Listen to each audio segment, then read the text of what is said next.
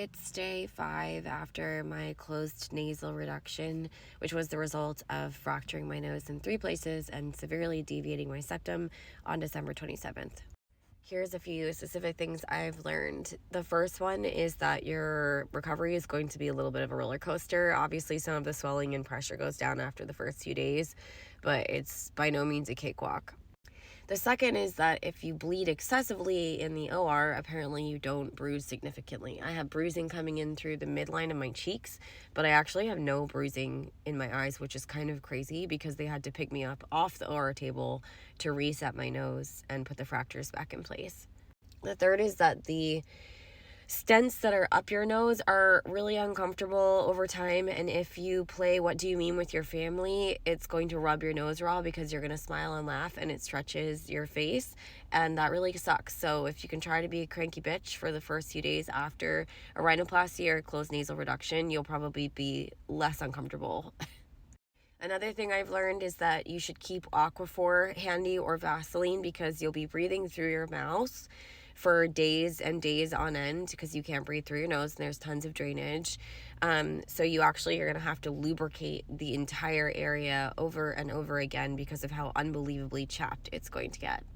Another thing I learned is that when they numb you up, I forget what nerve they numb, but they actually numb almost like a dental block situation like you would do for lips if you ever had your lips done, and you actually have a ton of gum pain and teeth pain for a few days following surgery, or you can, which has honestly been the most uncomfortable part.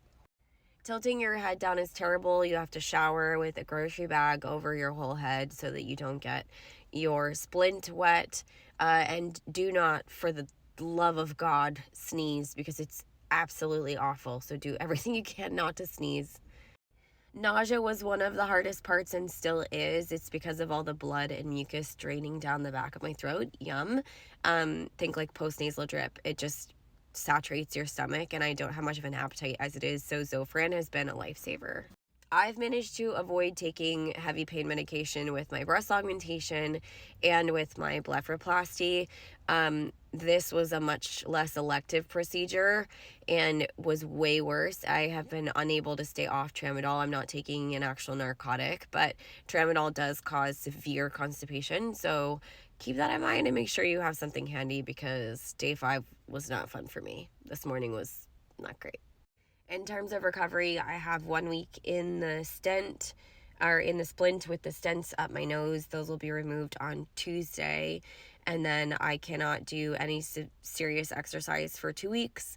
I cannot resume, obviously, combat sports, which is how I got injured in the first place, for 6 weeks. I think I might take longer than that. I did get this super sexy mask that's going to make me look like I'm doing BDSM in Brazilian Jiu-Jitsu, just because I think I'm going to be protecting my nose longer than they tell me to. I'm super worried about breaking it again.